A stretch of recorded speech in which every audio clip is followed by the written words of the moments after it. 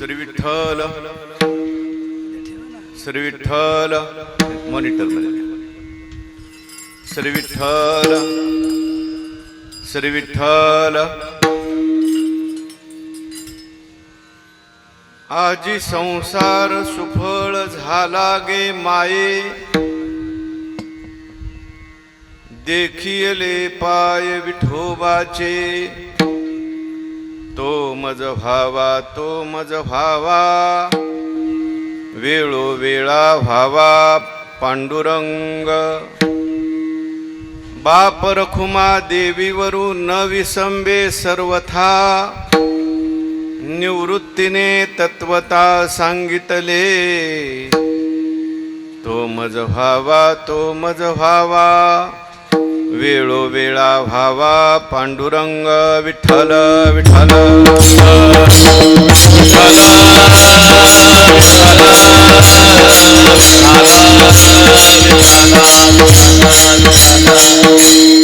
ध्येयं सदा परिभवग्नमभिष्टदोहम् तीर्थास्पदं शिवविरिञ्चिनुतं शरण्यं भृत्यार्तिहं प्रणतपालभवाब्धिपोतं वन्दे महापुरुषते चरणारविन्दं पांडुरंगा करू प्रथम नमन दुसरे चरणा संतांचिया त्यांच्या कृपादाने कथेचा विस्तारू बाबाजी सद्गुरु दास तुका नमो ज्ञानेश्वरा निवृत्ती उदारा सोपान देवा मुक्ताबाई नमो त्रिभुवन पावनी आद्यत्रय जननी देवाचे विठ्ठल विठ्ठल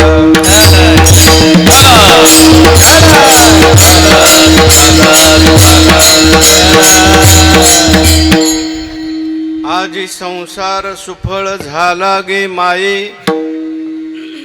देखिले पाय विठोबाचे तो मज भावा वेळोवेळा भावा पांडुरंग कैवल्य साम्राज्य चक्रवर्ती विश्व माऊली संत श्रेष्ठ ज्ञानेश्वर महाराज यांचा हा प्रस्तुत अभंग असून श्रीगुरूंच्या कृपेने प्राप्त झालेला अनुभव ज्ञानेश्वर महाराजांनी या अभंगातून प्रतिपादन केलेला आहे. विठ्ठल विठ्ठल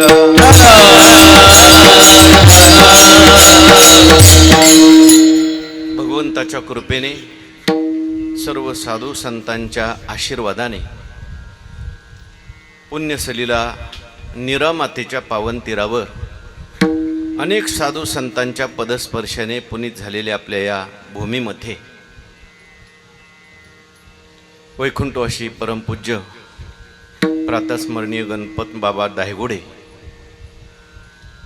मामांच्या शुभ प्रेरणेने आदरणीय परमपूज्य हरिभक्तीपरायण सुभाष महाराज जाधव यांच्या कृपाशीर्वादाने मार्गदर्शनाने समस्त ग्रामस्थ मंडळ भजनी मंडळ आणि भैरवनाथ तरुण मंडळ सर्वांच्या सहकार्याने सर्वांच्या आवडीने प्रेमाने या ठिकाणी संपन्न होत असलेला आपला हा गावचा 40वा उत्सव आहे. भगवान श्रीकृष्ण परमात्म्याचा हा चालू असलेला उत्सव आणि या उत्सवातील आजची मला वाटते 6व्या दिवसाची कीर्तन सेवा आहे. दरवर्षीप्रमाणे सगळ्यांच्या प्रेमाने आजची सेवा माझ्याकडे आलेली आहे. सेवेकरता या ठिकाणी उपस्थित मृदंगाचार्य गायनाचार्य आळंदीकर मंडळी सर्व टाळकरी मंडळी माझ्या समोर बसलेले सर्व भाविक भक्त श्रोते सज्जन माता भगिनी सर्वांच्या चरणी मी वंदन करतो. आपण सर्वांनी मिळून टाळी वाजून कीर्तनात सहभागी व्हायचे. विठ्ठल विठ्ठल विठ्ठल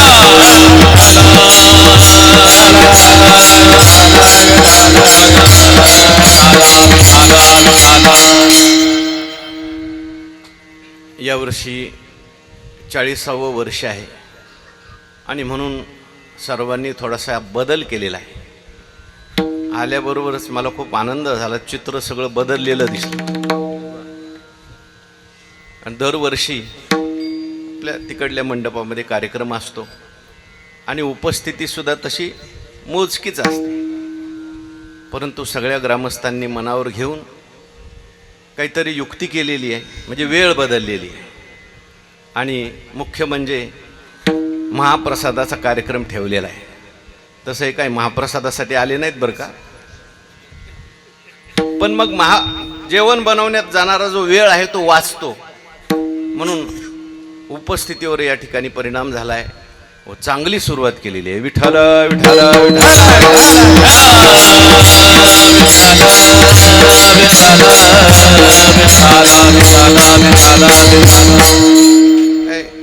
नीरा नदीच्या पावन तीरावरती आपली पंचक्रोशी आहे आणि एवढा मोठा सोहळा आपल्या या परिसरातून जातो. त्यामुळे आपला परमार्थ सुद्धा तसाच असला पाहिजे.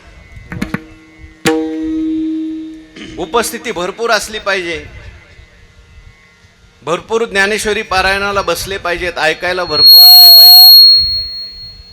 पण बऱ्याच वेळेला आपल्या या पट्ट्यामध्ये, आपल्या परिसरामध्ये आर्थिक सुबत्ता चांगली असल्यामुळे की कशामुळे काय उपस्थिती भरपूर कमी असते. मी खेदाने नेहमी आळंदीत सुद्धा सांगत असतो, वास्तविक पाहता ज्ञानेश्वर महाराज झाले पुणे जिल्ह्यामध्ये, तुकाराम महाराज झाले पुणे जिल्ह्यामध्ये, आळंदी देहू पुणे जिल्ह्यामध्ये आहे, म्हणजे पाया आणि कळस दोन्ही पुणे जिल्ह्यामध्ये.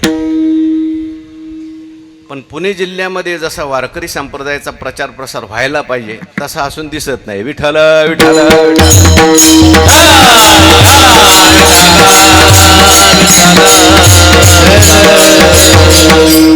आळंदीला आमची सद्गुरू जोग महाराजांची संस्था आहे. आपली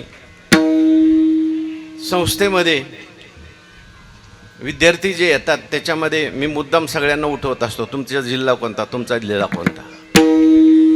पुणे जिल्ह्याचे किती, 2 नाही तर 3 असतात.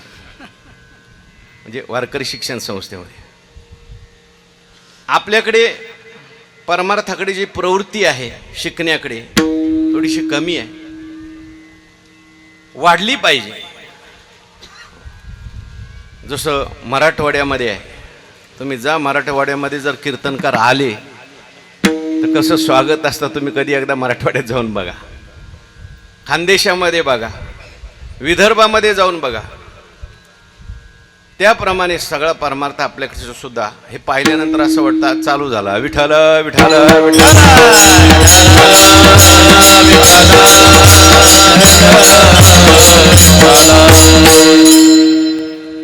एक नेवाशे भागामध्ये मी काहीतरी 1 महिन्यापूर्वी 2-4 महिन्यापूर्वी भागवत कथा केली नेवाशे जिल्ह्यामध्ये, बरं का वाघमोडे महाराज.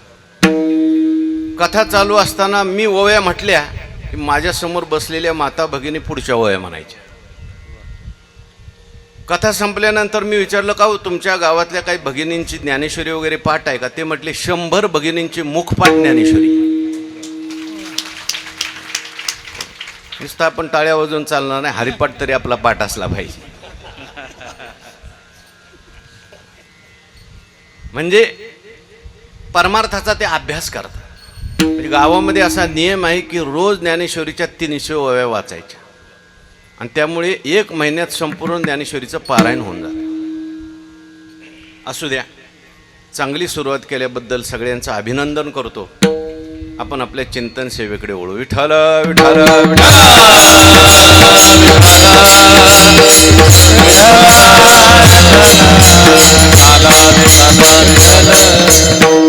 या ठिकाणी गोकुळ अष्टमी निमित्त हा उत्सव आहे.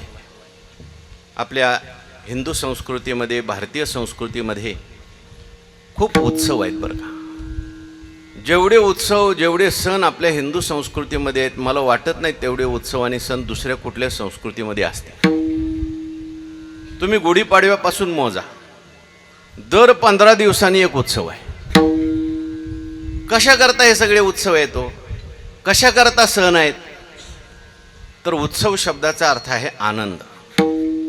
आपलं संपूर्ण जीवन आनंदमय व्हावं, उत्सवमय व्हावं, याच्याकरता हे सगळे उत्सव आहेत. लक्षात ठेवा, माणसाचं जे जीवन आहे ते केवळ काम करण्याकरता नाही, पैसे मिळवण्याकरता नाही आणि खाण्याकरता झोपण्याकरता नुसतं नाही बरं का. पैसे मिळवावे लागतात, कामही करावं लागतं, पण जीवन कशा करताय? आनंद करताय. विठ्ठल विठ्ठल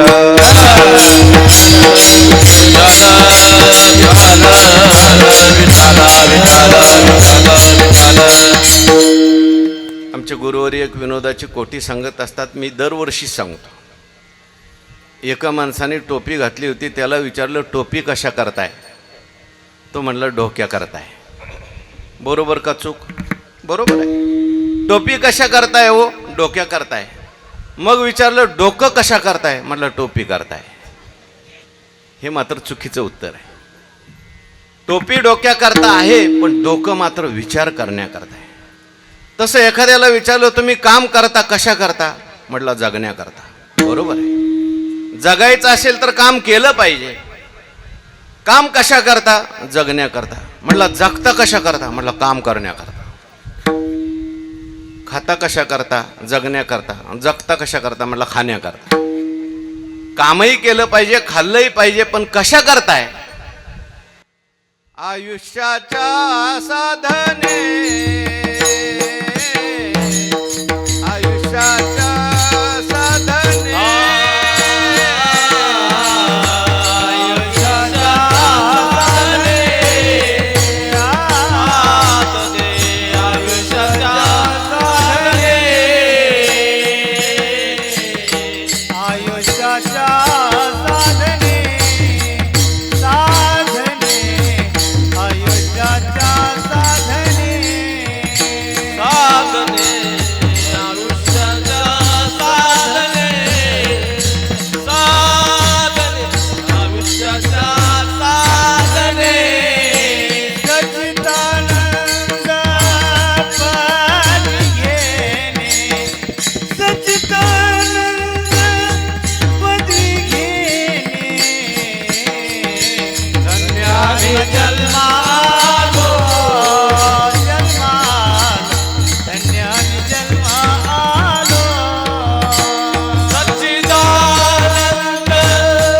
पदवी घेणे, सच्चिदानंद पदवी घेणे, धन्याने जन्मालो, आलो, धन्याने जन्मालो. आयुष्याच्या साधने, सच्चिदानंद पदवी घेणे, सच्चिदानंद पदवी घेणे, सच्चिदानंद पदवी घेणे, आयुष्याच्या साधने, सच्चिदानंद पदवी घेणे,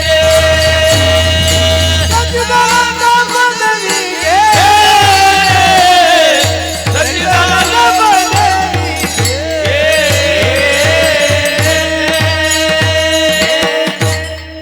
आयुष्य हे साधन आहे. थोडा माझा आवाज वाढव. आयुष्य हे साधन आहे आणि या साधनाच्या माध्यमातून आपल्याला सच्चिदानंद पदवी घेणे, आनंद प्राप्त करायचा आहे. जीवनामध्ये अनेक प्रसंग येतील. भगवंताचा उत्सव साजरा कशा करता करायचा? कारण भगवान परमात्म्याचं जे चरित्र आहे ते दिव्य चरित्र आहे. गीतेमध्ये भगवान म्हणतात, जन्म कर्मच मे दिव्यम एवं यो वेत्ति तत्वतः त्यक्त्वा देहं पुनर्जन्म नैति मामेति सोर्जुन. देवाचा जन्मही दिव्य, देवाचं कर्मही दिव्य.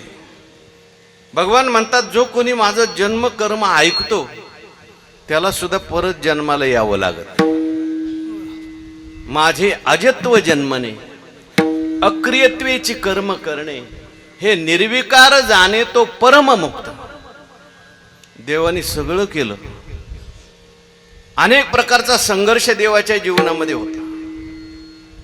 जन्माला यायच्या अगोदरच लोक टपून बसले होते. कधी जन्माला येतो आणि कधी ह्याला मारतोय. कंस टपूनच होता. जन्माला आल्यानंतर सुद्धा एक बाई आली 6व्याच दिवशी छातीमध्ये विष भरून मारण्याकरता. अनेक राक्षस आले, अनेक संघर्ष झाला.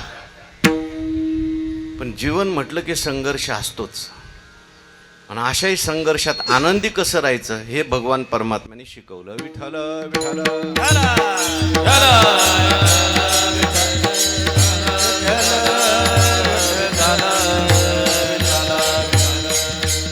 मी नेहमी सांगत असतो, शांततेत केलेला शांततेचा अभ्यास विक्षेपात टिकत नाही, पण विक्षेपात केलेला शांततेचा अभ्यास कायम टिकतो. कळलं का मी काय म्हटलं?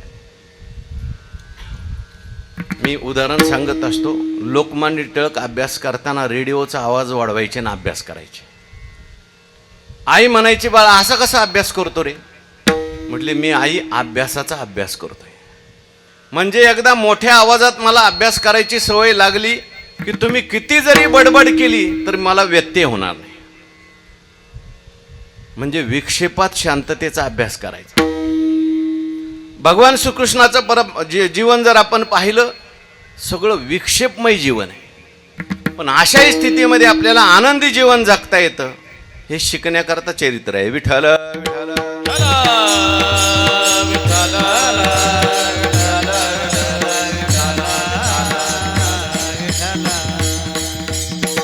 आणि म्हणून आपल्याला हा उत्सव साजरा करायचा आहे. दरवर्षी आपण हा उत्सव साजरा करतो. मला एका जणाने विचारलं, का पूर्वी रावण होता, त्याला मारण्याकरता रामप्रभूने अवतार घेतला, रावणाला मारला, आता दरवर्षी राम जन्म कशाला? पूर्वी कंस होता, त्याला मारण्याकरता कृष्ण भगवंताने अवतार घेतला, आता दरवर्षी कृष्ण जन्म कशाला? मी त्याला हात जोडून सांगितलं, बाबा पूर्वी रावण होता आणि आता नाही असं मानू नको. पूर्वी एकच होता. रावण ही कोणी तुम्ही व्यक्ती समजू नका, रावण ही वृत्ती आहे. रावण म्हणजे दुर्गुण आणि राम म्हणजे सद्गुण. आपल्या मनात दुर्गुण आला की समजायचं रावण आला. कीर्तनात झोप लागायला लागली की समजायचं कुंभकर्ण आला. आता नसेल कोणाला लागत, पण पूर्वी जी वेळ होती 9 ते 11. दुसऱ्याच्या घरात भांडणं लावण्याची वृत्ती आली की समजायचं मंथरा आली. दुसऱ्याचं धन हडप करण्याची वृत्ती आली, अन्यायाने दुसऱ्याची जमीन हडप करण्याची वृत्ती आली, विनाकारण दुसऱ्याला त्रास देण्याची वृत्ती आली, परस्त्रीकडे पापदृष्टीने पाहण्याची वृत्ती आली की समजायचं आपल्यात रावण आला. विठ्ठल विठ्ठल विठ्ठल.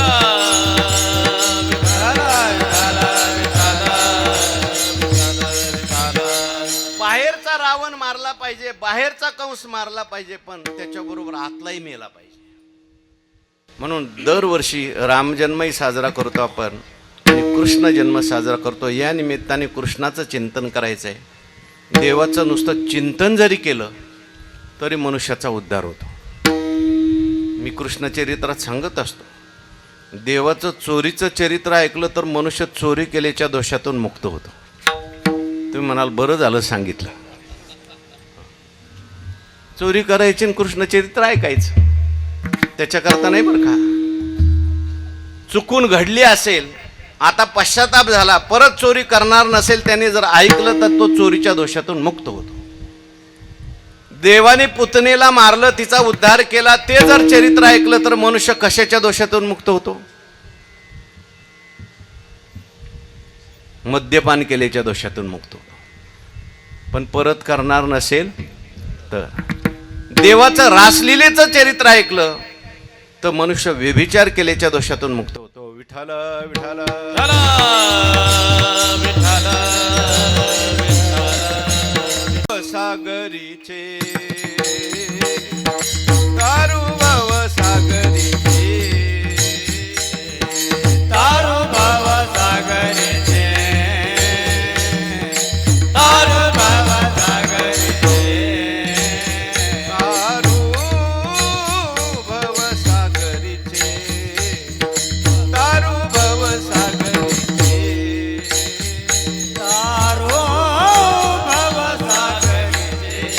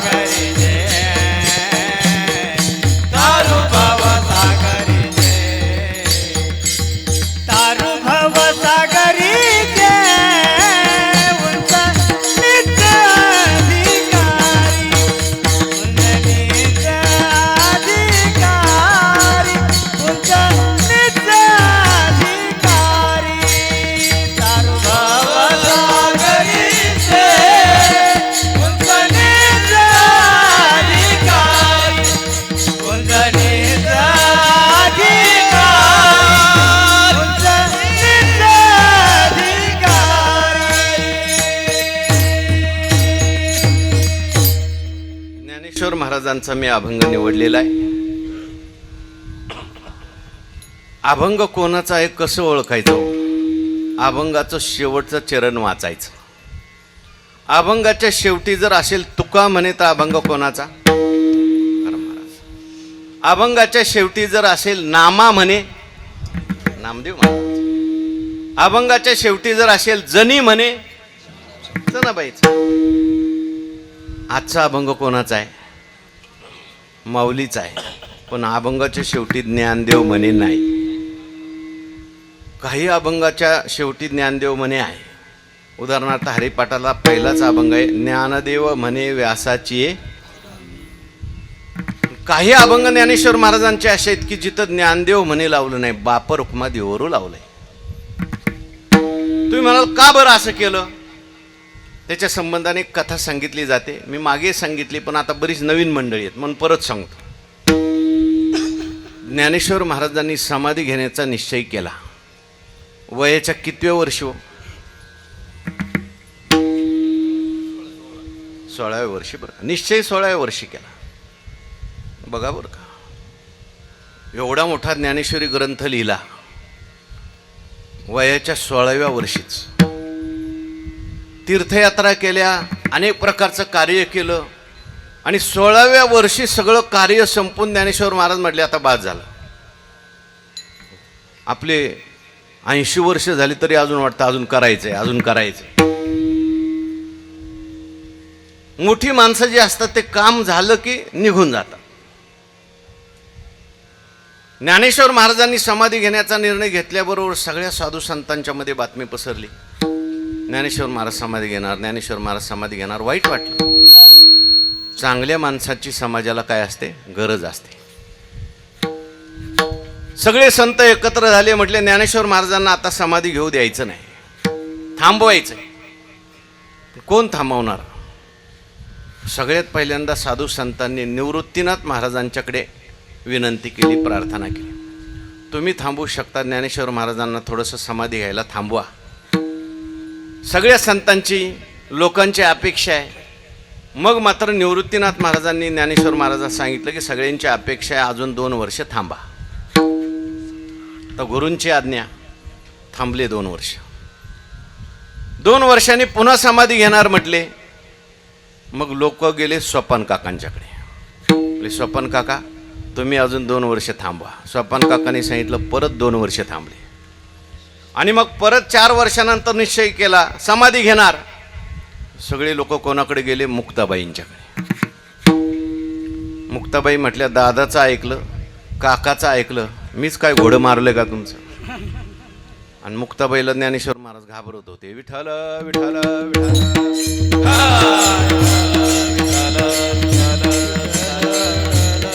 मुक्ताबाईंची मूर्ती लहान होती पण 3 देवांना उपदेश केलाय.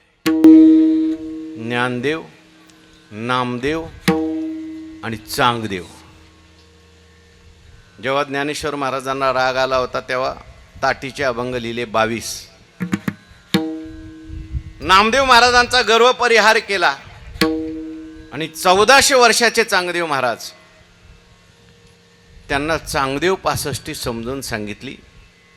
3 देवांना उपदेश केलेला असल्यामुळे फार मुक्ताबाईंचा अधिकार श्रेष्ठ. असे काही अभंग लिहिले. मी एक उदाहरण म्हणून अभंग सांगतो. मुंगी उडाली आकाशी, तिने गिळिले सूर्याशी, थोर नवलावो झाला, वांझे पुत्र प्रसवला, विंचू पाताळाशी जाय, शेष माथा वंदी पाय, माशी व्याली घार झाली, देखोनी मुक्ताई हसली. यातलं तुम्हाला काय कळलं? अशा अवघड अभंग आहेत. विठ्ठल विठ्ठल विठ्ठल विठ्ठल.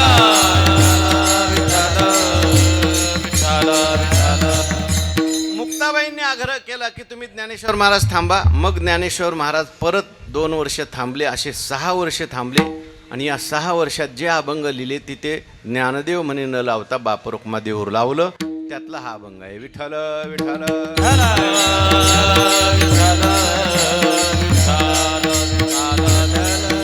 असू द्या, ज्ञानेश्वर महाराजांनी अभंगामध्ये आपला अनुभव सांगितलाय. संतांचं हे वैशिष्ट्य आहे की त्यांच्या जीवनामध्ये अनुभव आणि अनुवाद याचा समन्वय असतो. किंबहुना संतांच्या शब्दाला जी किंमत आलेली असते ती त्यांच्या अनुभवामुळे. अनुभव नसेल आणि एखादी गोष्ट मी जर तुम्हाला सांगायला लागलो तर त्याच्यामध्ये माझं एवढं वजन पडत नाही, म्हणजे परिणाम होत नाही लोकांच्यावर. मी नेहमी उदाहरण सांगत असतो विनोदाने. एक मनुष्य आईवर व्याख्यान करायचा, खूप सुंदर व्याख्यान, कारण व्याख्यान ही कला आहे बरं, सगळ्याला जमेल असं नाही. असं म्हटलंय, वक्ता दस सहस्रेश. खूप सुंदर व्याख्यान करायचा. एकदा असंच त्याचं व्याख्यान चाललेलं होतं, लोक खूप जमलेले होते. सांगता सांगता जो सांगणारा होता तो आईवर बोलत असल्यामुळे त्याच्या डोळ्यात पाणी आलं होतं. ऐकणाऱ्या सगळ्या लोकांच्या डोळ्यात पाणी आलेलं होतं, पण ऐकणाऱ्यामध्ये एक मनुष्य जो बसलेला होता तो मोठ्या मोठ्याने हसायचा. शेजारच्या माणसाने त्याचा हात धरला, म्हणले तुला काही कळतं का रे?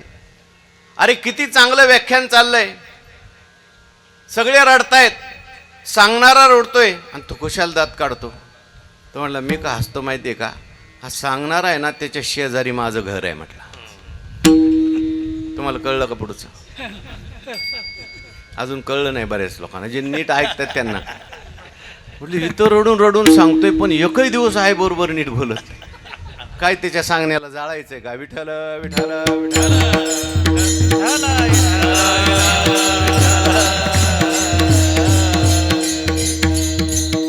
जो स्वतः वागत नाही दुसऱ्याला सांगतो त्याचं लोक ऐकत नाहीत. ऐकलं तरी मनोरंजन म्हणून ऐकतात. आणि जो स्वतः वागतो त्यांनी नाही सांगितलं तरी लोकांच्यात फरक पडतो. विठ्ठल विठ्ठल विठ्ठल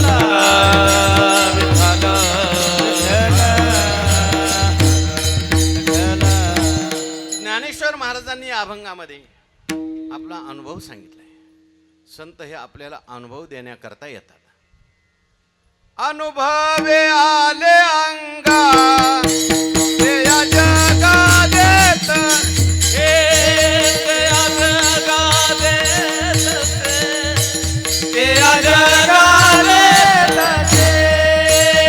अनुभवे आले अंगा ते या जगा देत, ते या जगा देत, ते या जगा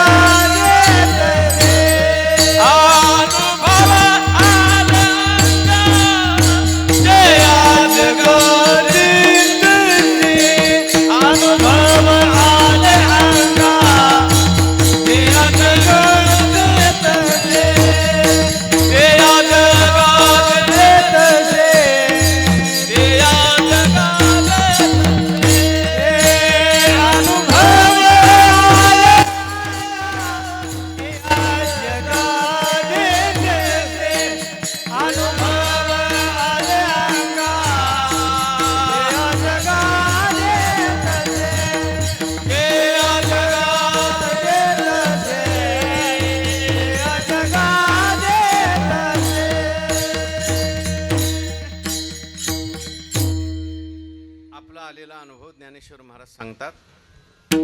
आणि संसार सुफळ झाल्याचा अनुभव सांगतात. ऐका, एक असतो संपन्न संसार आणि एक असतो सुफळ संसार. काहींचा संसार जो असतो तो संपन्न असतो पण सुफळ नसतो. काहींचा संसार जो असतो तो सुफळ असतो पण संपन्न नसतो. काहींचा संसार संपन्नही नसतो आणि सुफळही नसतो. काही लोकांचा संसार संपन्नही असतो आणि सुफळही असतो. थोडं वेगळ्या भाषेत सांगतो, सोप्या. काहींना व्यवहार चांगला जमतो पण परमार्थाच्या नावाने शून्य. काहींना परमार्थ चांगला जमतो पण व्यवहाराच्या नावाने शून्य. काहींना व्यवहारही जमत नाही, परमार्थही जमत नाही. काही असे असतात त्यांचा व्यवहार सुद्धा बघण्यासारखा, परमार्थही बघण्यासारखा. विठ्ठल विठ्ठल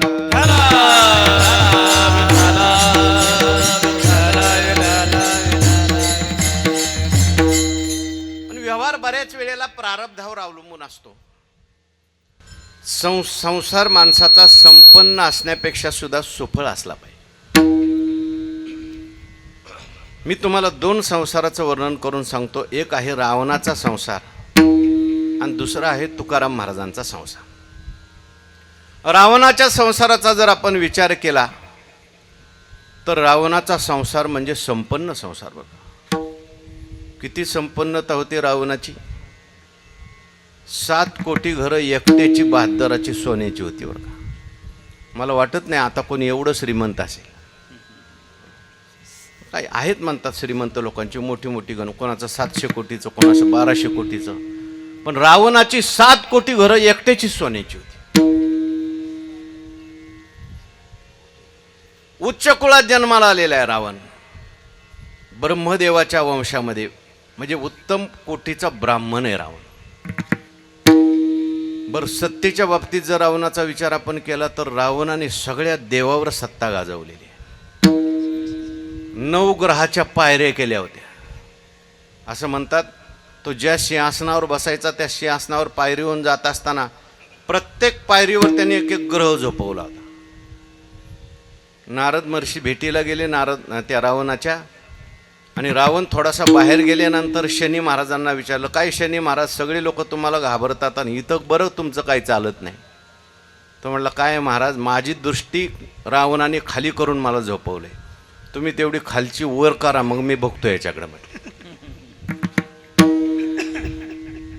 रावण आल्याबरोबर नारद महर्षी म्हटले, अरे काय रावणा, शत्रूच्या पाठीवर तर कोणी पाय देत असतो, तू शत्रूच्या छातीवर पाय दिला तर मी तुला शूर म्हणे.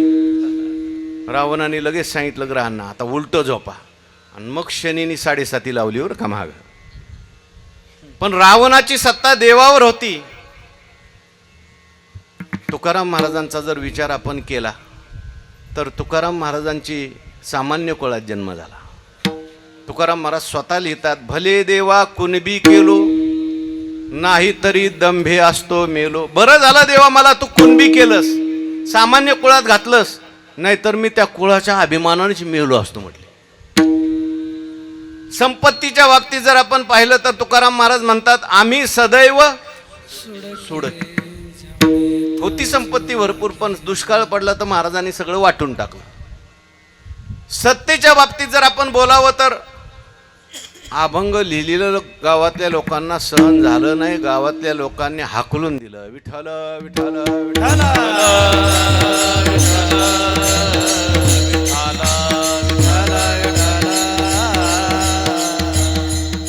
आज आपण त्यांचा अभंग घेतो, किती लोक आपलं स्वागत करतात, किती लोक आनंदाने त्या ठिकाणी करतात.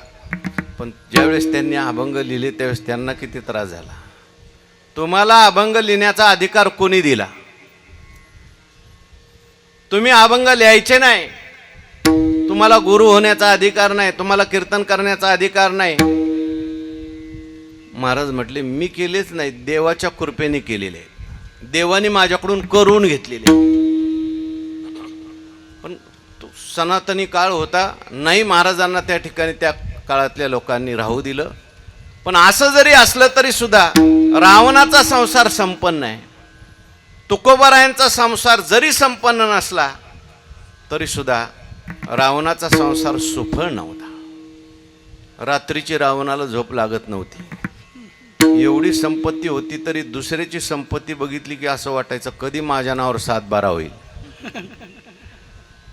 एवढी संपत्ती, एवढ्या पत्न्या होत्या तरी सीतामाईकडे रावणाचं मन गेलंच,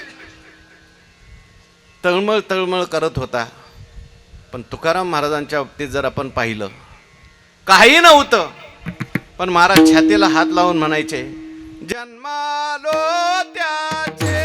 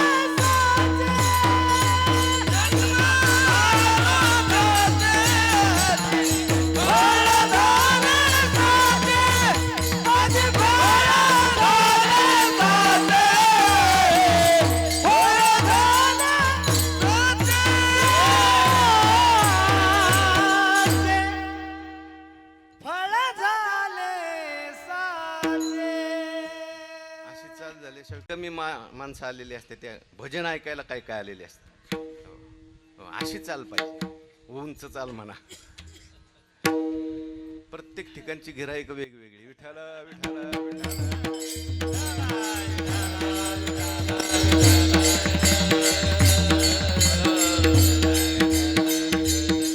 काही ठिकाणी गेलो आम्ही कीर्तनात, ते म्हणतात भजन नका म्हणून, चिंतन सांगा, ज्ञानेश्वरी सांगा, गीता सांगा, गाथा सांगा. प्रत्येक ठिकाणचं ज्यांचा अभ्यास आहे, काही काही भजनप्रिय असतं.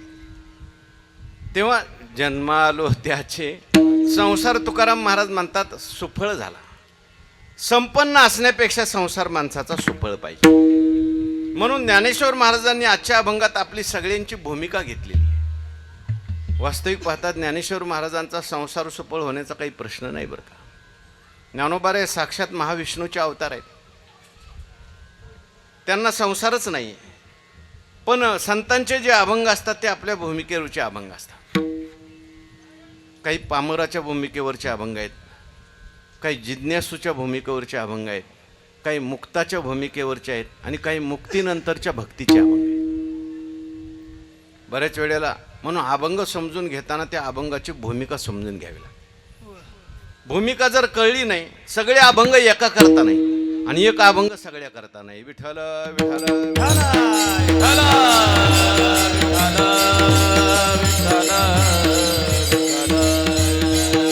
बऱ्याच वेळेला लोक काय करतात, आपल्याला अनुकूल तेवढं प्रमाण पाठ करून ठेवतात. एखाद्याला म्हटलं चला वारीला, चला कीर्तनाला, तो म्हणतो तुकाराम महाराजांनी लिहून ठेवलंय, ठाईचं वैसोनी घरी बसून परमात्मा.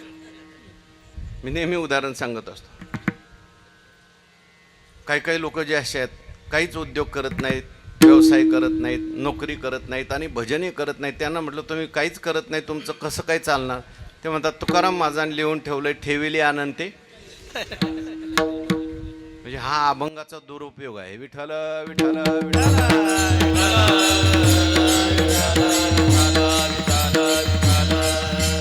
आपल्या सगळ्यांचा संसार सुफळ झाला पाहिजे. कशाने सुफळ होईल?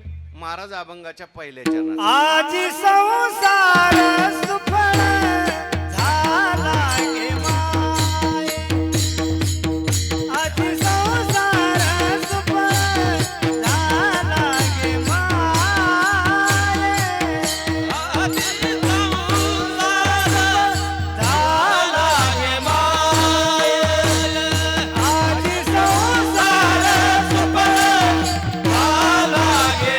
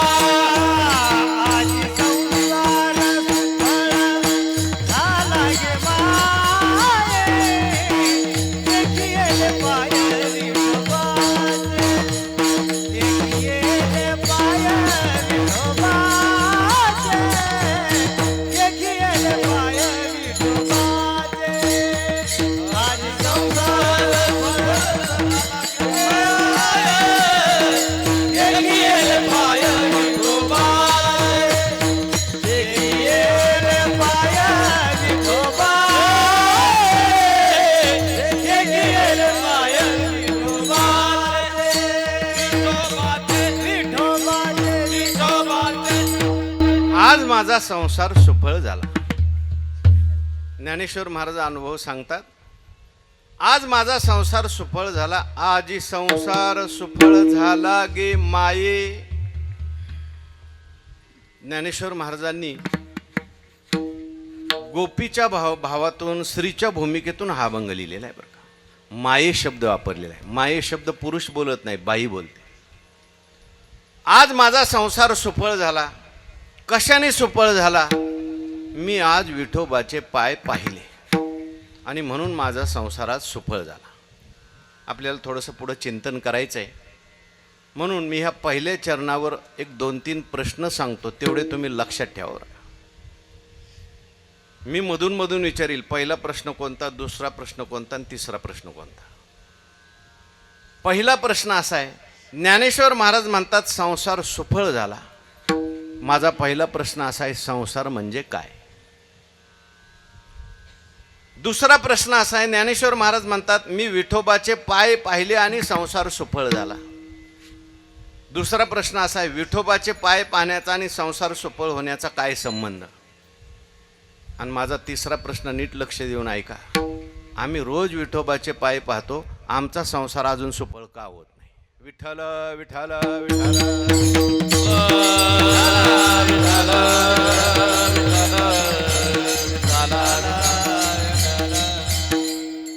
पहिला प्रश्न काय हो?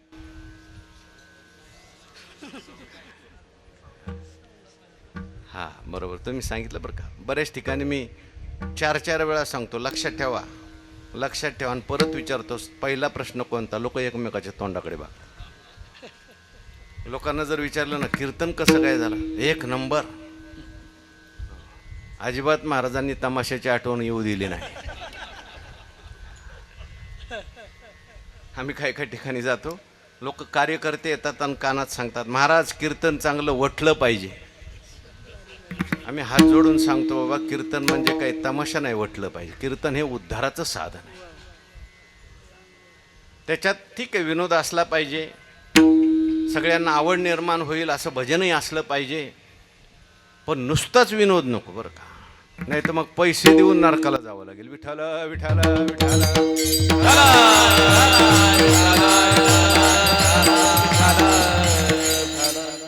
अभंग कोणता घेतला होता एवढं तरी आपल्याला माहिती पाहिजे. ज्ञानेश्वर महाराजचा घेतला, तुकाराम महाराजचा घेतला, नामदेव महाराजचा घेतला, आणि अभंगाचं पहिलं चरण असं असो, एवढं तरी आपल्या लक्षात राहिलं पाहिजे. आपण घरी जाईपर्यंत ते घोळत गेलं पाहिजे, आज संसार सुफळ झाला गे माय, आज संसार सुफळ झाला गे माय.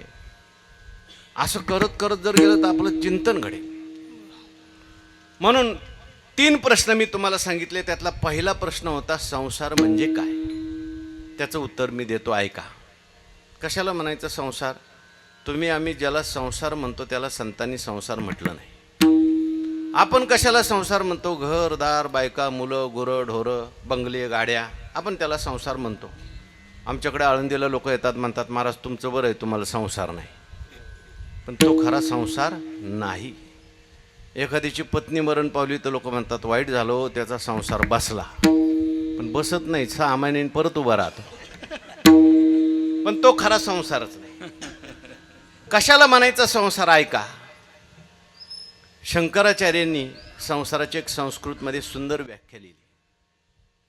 पुनरपि जननम पुनरपि मरणम पुनरपि जननी जठरे शयनम इह संसारे खलु दुस्तारे कृपया पारे पाहि मुरारे भज गोविंदम भज गोविंदम गोविंदम भज मूढमते.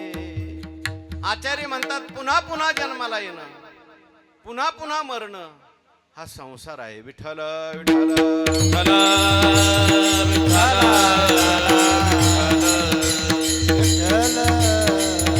किती वेळा जन्म यावे नित्य भाव भजती, नित्य भाव भजती, नित्य भाव भजती. किती वेळा जन्म यावे नित्य भाव भजे, नित्य भाव भजे, नित्य भाव भजे.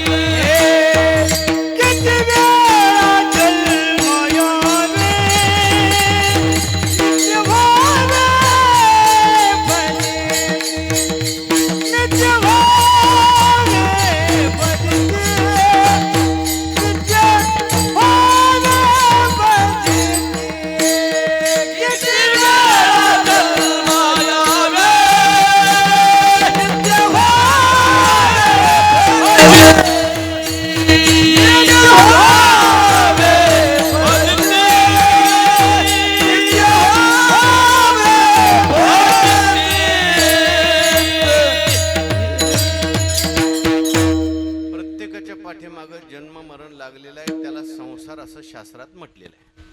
पुढे चला, अजून एक व्याख्या सांगतो ज्ञानेश्वर महाराजांची. ज्ञानेश्वर महाराज म्हणतात नुसतं जन्म मरण म्हणजे संसार नाही, जन्म मरण याला खरं समजणं म्हणजे संसार. काय ओवी? आगा उपजनी आणि निमने हे साचची जे का मानने, तो जीव लोकू मी म्हणे संसारुहन. जन्म आणि मरण हे खरं समजणं म्हणजे संसार. मला सांगा, जन्म आणि मरण शरीराला का आत्म्याला आहे? शरीराला. आत्म्याला जन्मही नाही, आत्म्याला मरणही नाही. आणि आपण कोण आहे? शरीर आहे का आत्मा आहे? आत्मा. वा विठ्ठल विठ्ठल विठ्ठल विठ्ठल.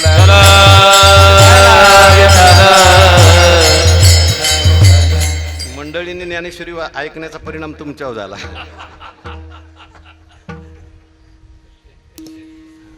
आपण शरीर नाही बरं का, आपण आत्मा आहे. पण अज्ञानाने आपण शरीर समजतो स्वतःला, आणि शरीराचे धर्म आपल्यावर घेतो. मी आणि माझं करतो, मी आणि माझा हा संसार आहे. एखादा मनुष्य जंगलात राहत असेल, एकटा राहत असेल, सारखा मी करत असेल, तो संसारी आहे. आणि एखादा घरात राहत असेल पण सगळं देवाचं आहे असं म्हणत असेल, तो संन्यासी आहे. विठ्ठल विठ्ठल.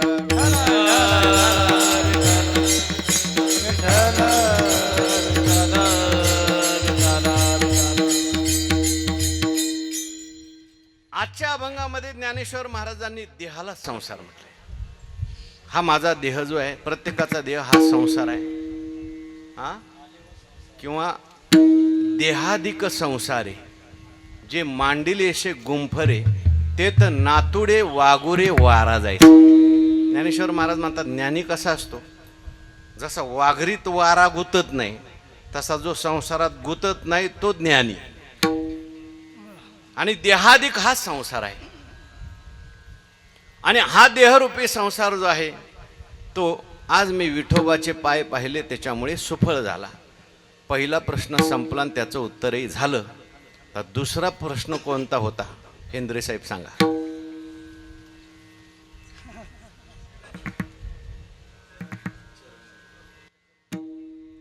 अहो, देवाचे पाय पाहण्याचा आणि संसार सुफळ होण्याचा संबंध काय? विठ्ठल विठ्ठल विठ्ठल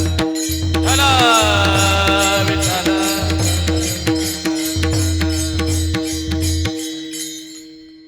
काय संबंध आहे देवाचे पाय पाहण्याचा आणि संसार, देहरूपी संसार सुफळ होण्याचा? त्याचं उत्तर ऐका. हा देह देवाने कशा करता निर्माण केलेला आहे? सृष्टी कशी निर्माण केली हे सांगताना नाथ भागवतात असं सांगितलंय, देवाने पहिले अगोदर सगळी सृष्टी निर्माण केली. गाय निर्माण केली, घोडा निर्माण केला, कुत्रा निर्माण केला, सगळे पदार्थ निर्माण केले. आणि देव त्या सगळ्या सृष्टीकडे पाहायला लागले. पण सगळी सृष्टी पाहून देवाला आनंद वाटला नाही. देवाला असं वाटलं, यातलं माझं भजन करणारं कोण आहे? तुम्ही कधी पाहिलं का 4 गाढवे एकत्र आली म्हटले अखंड हरिनाम सप्ताह करायचा आहे. 4 कुत्री एकत्र आली म्हणले आपल्याला वारीला जायचंय. अहो, एखादं कुत्रं जर इथं येऊन आता स्टेजवर बसलं, तुम्ही त्याला बसू देताल का? लगेच आपण त्याला हाकलून लावतो. का हाकलून लावतो? जेव्हा ऐकायचं होतं तेव्हा घरी झोपून राहिला, आणि आता आला काय पळ. म्हणजे त्या देहामध्ये व्यवस्था नाही. याची देही घडे देवाची. देह दिला देह भजन गोमाता, तोया झाला फाटा वाली गेला, तोया झाला फाटा वाली गेला. देह दिला देह भजन गोमाता, तोया झाला फाटा वाली गेला, तोया झाला फाटा वाली गेला. एक साधू बसला होता आणि जंगलात बसलेला असताना, एका झाडाखाली बसलेला असताना एक उंदीर आला आणि त्याच्या पायाखाली लपायला लागला. महाराज मला वाचवा, मला वाचवा म्हटले. काय झालं? माझ्या मागे मांजर लागलेली, रोज मला त्रास देते. साधू म्हटले काय तुझी इच्छा आहे? महाराज तुम्हाला जर सामर्थ्य असेल, शक्ती असेल तर मला एकदा मांजर करा ना, मग बघतो त्या मांजरीकडं. साधू सिद्ध होते, सांगितलं काय हरकत नाही, जाओ बेटा तुम बिल्ली बन जाओ. लगेच तो उंदीर काय झाला? मांजर झाला. मांजर घरी गेलं, थाटात वावरायला लागलं. एक दिवशी त्याच्या मागं कुत्रं लागलं.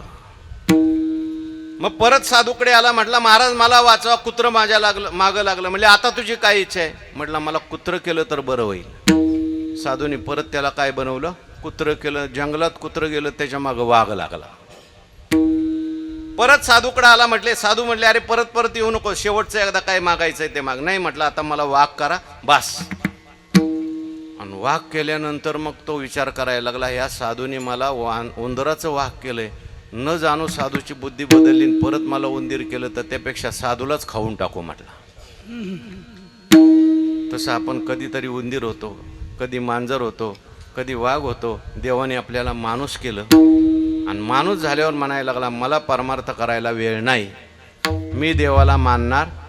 देव म्हटले थांब, पुढचा जन्म परत कुत्रेचा घालतो. विठ्ठल विठ्ठल विठ्ठल.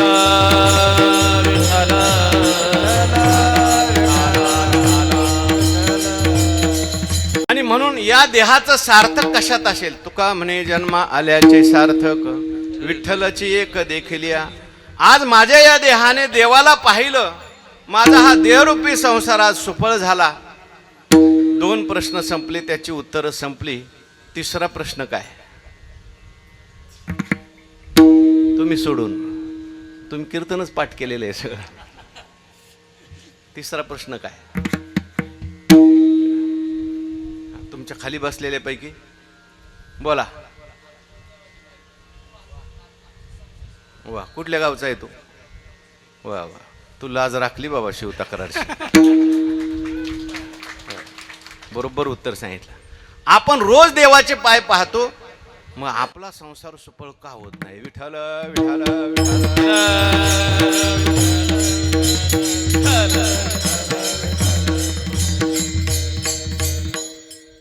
बहुतेक महाराज व्हायचा दिसतोय तू पुढं.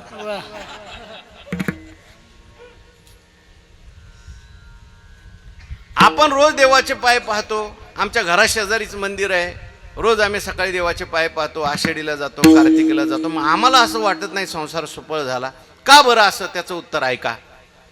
जसे ज्ञानेश्वर महाराजांनी पाय पाहिले तसे आपण पाहत नाही. कुठली गोष्ट करत असताना कशी केली याला फार महत्व आहे, आणि कोणत्या हेतूने केली याला फार महत्व आहे. कशी केली? कीर्तन किती ऐकली पेक्षा कशी ऐकली? मांडी घालून ऐकली का पायवर करून ऐकली? एका कानाने ऐकली, दुसऱ्या कानाने सोडून दिली, आणि कोणत्या हेतूने ऐकली? देवाकरता ऐकली का जेवणाकरता ऐकली? वायाला जात नाही बरं का, कसं ऐकलं तरी वायाला जात नाही, पण पुढं हेतू असा झाला पाहिजे. जेवण नसलं तरी एवढे आले पाहिजे. विठ्ठल विठ्ठल विठ्ठल.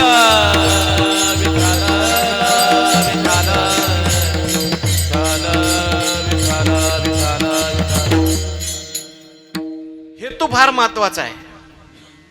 सामान्य काम असेल पण हेतू चांगला असेल तर सामान्य काम श्रेष्ठ होतं. उच्च काम असेल पूजेसारखं पण हेतू चुकला तर ते त्या ठिकाणी कनिष्ठ होऊन जातं.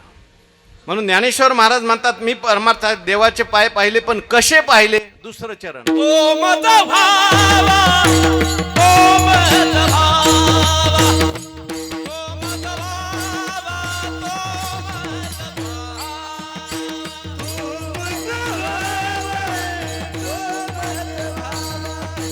तो मत भावा.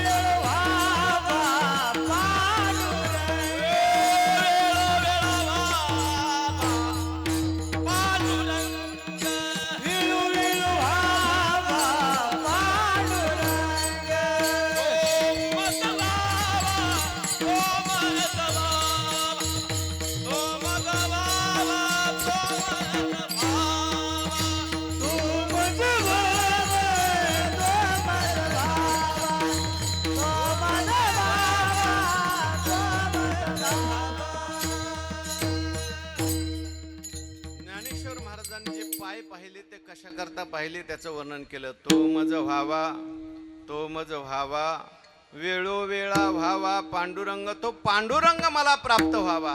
म्हणून मी पांडुरंगाचे पाय पाहिले आणि म्हणून माझा संसार सुफळ झाला. आमचा संसार सुफळ का होत नाही? आम्ही पांडुरंगा करता पांडुरंगाचे पाय पाहत नाही. ज्ञानेश्वर महाराज म्हणतात तो मज व्हावा. आम्ही म्हणतो मुलगा मज व्हावा, पैसा मज व्हावा, मान मज व्हावा. मग ते मिळेल पण पांडुरंग मिळणार. आणि पांडुरंगा करता जर पांडुरंगाचे पाय पाहिलं तर हेही मिळेल. विठ्ठल विठ्ठल विठ्ठल.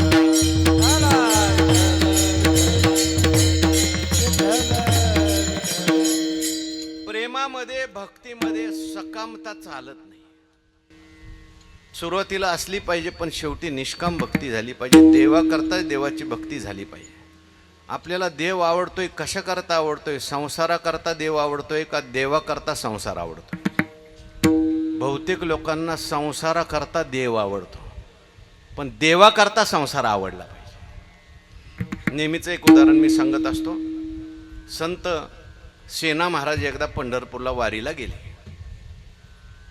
दर्शन झालं देवाचं, वारी झाली. येत असताना सेना महाराजांनी एक दगड आणला. कशा करता? ते वस्ताऱ्याला धार करायला. त्यांचा व्यवसाय होता. साधू संत देवाच्या दर्शनाला गेले. म्हटले देवा कशी काय झाली वारी? म्हटले वारी चांगली झाली पण या वर्षी सेना महाराजांची गैरहजेरी लागली. अहो आम्ही आमच्या डोळ्याने बघितलं. सेना महाराज तर आले होते वारी, तुमचं दर्शन घेऊन गेले. देव म्हटले माझ्या दर्शनाकरता नव्हते आले, ते दगड न्यायला आलते म्हटले. लोकांनी येऊन सेना महाराजांना सांगितलं देवाने तुमची वारी वजा करून टाकली. पुढच्या वारीला सेना महाराज गेले. पहिला चंद्रभागेत तो आणलेला दगड टाकून दिला. देवाच्या दर्शनाला गेले. दर्शन घेऊन परत आले. लोक देवाकडे गेले. म्हटले देवा कशी काय वारी? म्हटले याही वारीला गैरहजेरी लागली सेना महाराज. का बरं? म्हटले गेल्या वारीला दगड आणायला आलते आणि या वारीला दगड. आता आपण काय काय आणतो बघा. आणा पण आणत असताना हे देवा करता आहे आणि देवाचं आहे असं म्हणून. गोपिका पण संसार करत होत्या, सगळे साधू संत संसार करत होते, आमचे सावता महाराज संसार करत होते. पण कांदा मुळा भाजी अवघी विठाबाई माझी. आपल्या वाट्याला आलेलं काम देवाची सेवा आहे म्हणून केलं. त्यामुळे त्यांचा संसार सुफळ झाला. पण हे शिकवण्याकरता कोणीतरी गुरु लागतो. ज्ञानोबा तुम्हाला हे कोणी शिकवलं? शेवटचं चरण. बापर कुमा देवी वरुण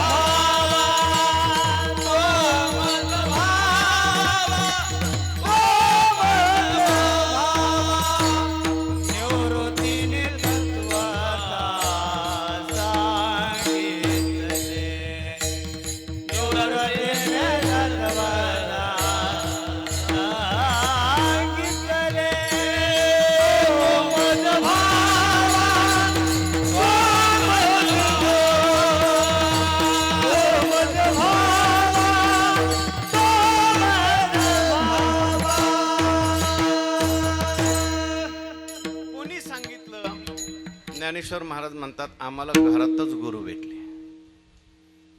निवृत्तीनाथ महाराज आमचे गुरुवर्य, मोठे बंधू, साक्षात भगवान शंकराचे अवतार, सदाशिवाचा अवतार स्वामी श्री निवृत्तीदाता. आणि त्यांनी आम्हाला अशी भक्ती शिकवली. कोणती? तो मज व्हावा, तो मज व्हावा, वेळोवेळा व्हावा पांडुरंग. किंवा बाप रखुमा देववरून न विसंबे सर्वथा. रखुमा देवीवर असलेला जो परमात्मा आहे तो जगाचा बाप आहे, त्याला कधी विसरायचं नाही. अशी त्यांनी आम्हाला भक्ती शिकवली. आणि म्हणून आमचा संसार सुफळ झाला. कोणीतरी मार्गदर्शक असेल आणि मग भक्ती केली तर लवकर सुफळ होते.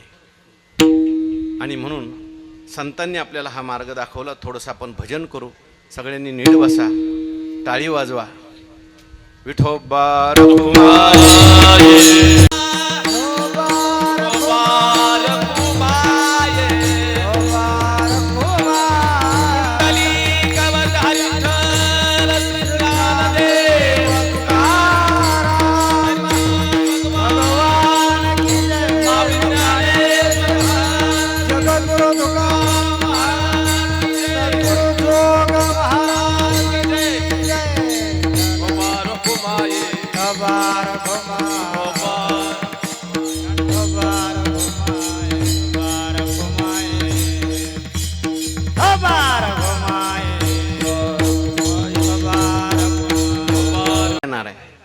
इथं टाळी वाजून केलेलं भजन आपल्या बरोबर येणार आहे. सगळ्यांनी आळस नका करू.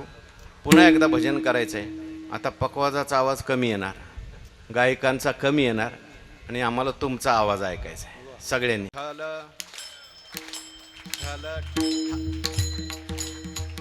विठ्ठल विठ्ठल. पुरुष मंडळ हात वर करून वाढ. विठ्ठल विठ्ठल विठ्ठल विठ्ठल विठ्ठल.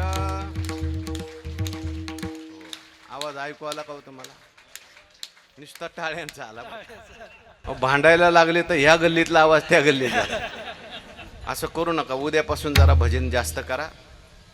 बाप रुक्मा देवरून विसंबे सर्वथा निवृत्तीने तत्वता सांगितले. तो मज भावा तो मज भावा वेळोवेळा भावा पांडुरंग. या ठिकाणी शेवटी निवृत्तीनाथ महाराजांचं नाव ज्ञानेश्वर महाराजांनी घेतलेलं आहे. गुरूंची खूप आवश्यकता आहे, मार्गदर्शनाची खूप आवश्यकता आहे. सुरुवातीलाच मी उल्लेख केला, एवढे मोठे नामदेव महाराज साक्षात त्यांच्याबरोबर देव बोलत होते बरं का. त्यांच्या हातचा नैवेद्य देव खात होते, पण थोडासा कच्चेपणा राहिला, गुरु केला नाही. देवाने नामदेव महाराजांना आळंदीला पाठवलं. सगळी संत सभा, सगळे लोक गेले आणि नामदेव महाराजांचं दर्शन घेतलं. निवृत्तीनाथ महाराजांनी लोटांगण घातलं. देव यांच्या हातचा नैवेद्य खातो, लवकर लवकर ये आणि तू दर्शन कर. मुक्ताबाई तिथूनच रागाने म्हटली, तुम्हाला अजून लोटांगण घालायचं तर घाला, पण मी जात नाही दर्शनाला. का दर्शनाला जात नाही? मुक्ताबाई म्हटली, अखंड जयाला देवाचा शेजार, कार्य अहंकार गेला नाही. आधी अभिमान घालवा, मग मी दर्शनाला जाईल. लहानशी मुक्ताबाई नामदेव महाराजांना कच्च ठरवलं. लक्षात ठेवा. गोरोबा काकाला सांगितलं की हे कच्च मडकं आहे ना, याला भाजा म्हटले. नामदेव महाराज जे पळत सुटले देवाकडे पंढरपूरला, देवा मी कच्चा का पक्का सांग, आतापर्यंत माझं खाल्लंयस, माझं प्यालायस, त्याला जागून तू सांग. नामदेव महाराजाला देवाने सांगितलं, खरं सांगू का, अजून तू कच्चा आहे म्हटलं. अरे देवा, मला तू प्रत्यक्ष दर्शन देतो, मी कच्चा कसा काय? मी जरी तुझ्याशी बोलत असलो, दर्शन देत असलो, तरी सगळ्या ठिकाणी माझी प्रतीती तुला अजून आली नाही. तुला अजून माणसातला देव कळला नाही. विठ्ठल विठ्ठल विठ्ठल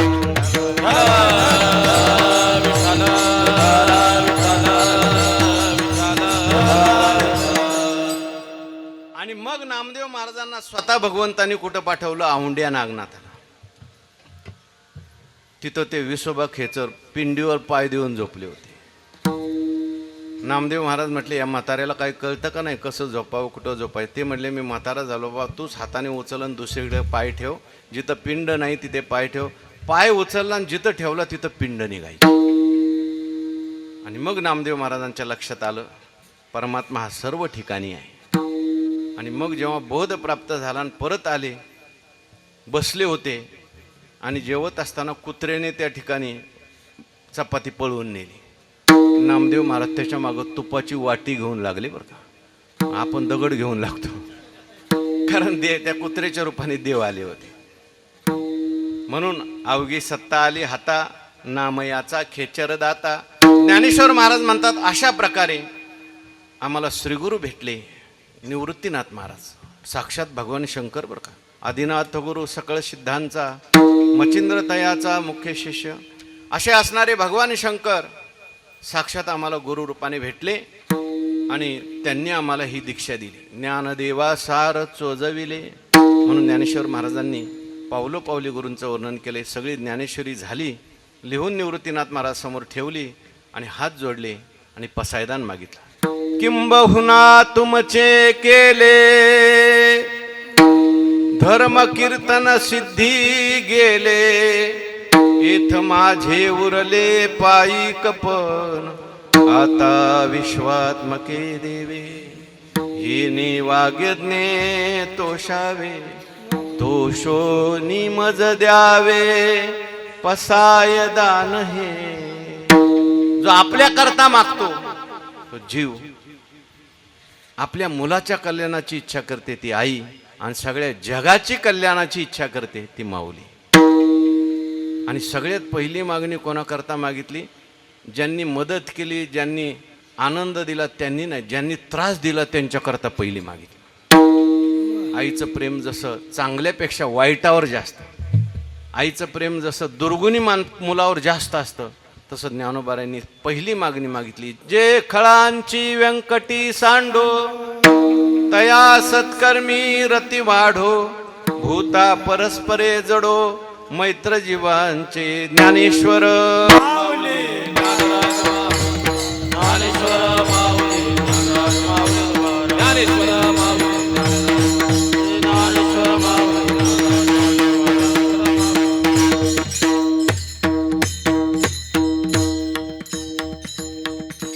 या ठिकाणी भैरवनाथ तरुण मंडळ आणि ग्रामस्थ मंडळ शिवतक्रार पुन्हा एकदा सर्वांचं अभिनंदन करतो. तुम्ही एक चांगली सुरुवात केलेली आहे. देवाला एकच प्रार्थना आहे, केली सुरुवात पण ही सगळी पुढं टिकली पाहिजे. काय आम्हा जगदीशे सांभाळावे तुका म्हणे आता आपुल्या सायासे. कारण चांगल्या कार्याला फार विघ्न असते. म्हणून खूप आनंद वाटला. दुसरी महत्त्वाची गोष्ट मी सुरुवातीला सांगितलं, आपली सद्गुरू जोग महाराजांची वारकरी शिक्षण संस्था आहे आळंदीला. 100 वर्षापूर्वी सगळ्यांची मुलं कीर्तनकार व्हावीत याच्याकरता महाराजांनी संस्था स्थापन केली, जिथं विद्यार्थ्याला फी नाही, शिक्षकांना पगार नाही. 100 वर्षामध्ये जवळजवळ 5000 कीर्तनकार संस्थेने तयार केले. आता मुलांची जेवणाची राहण्याची सगळी सोय संस्थेमध्ये मोफत आहे. 10वी 12वी नंतर कोणी प्रवेश घेऊ शकतो. पंढरपूरला सुद्धा संस्थेने शाखा काढलेली आहे. 7वी ते 10वीतल्या मुलांच्या करता दिवसभर शाळा आणि संध्याकाळी हे पारमार्थिक शिक्षण दिलं जातं. एखादा मुलगा असेलेला आई नाही, वडील नाही, आर्थिक परिस्थिती दुर्बल आहे, कोणालाही वाटलं अवश्य तुम्ही पंढरपूरला त्याला शाळेत घाला. सगळी व्यवस्था आमची संस्था त्या ठिकाणी करते. अशा पद्धतीचं संस्थेचं खूप चांगलं कार्य आहे. आळंदीला पंढरपूरला आलात अवश्य तुम्ही संस्थेला भेट द्या. माझी सेवा संपली. झालेली सेवा भगवंताच्या चरणी समर्पित करून याच ठिकाणी थांबू. शेवटच्या म्हणा थोडक्यात. हरे बापर खुमा देवी वर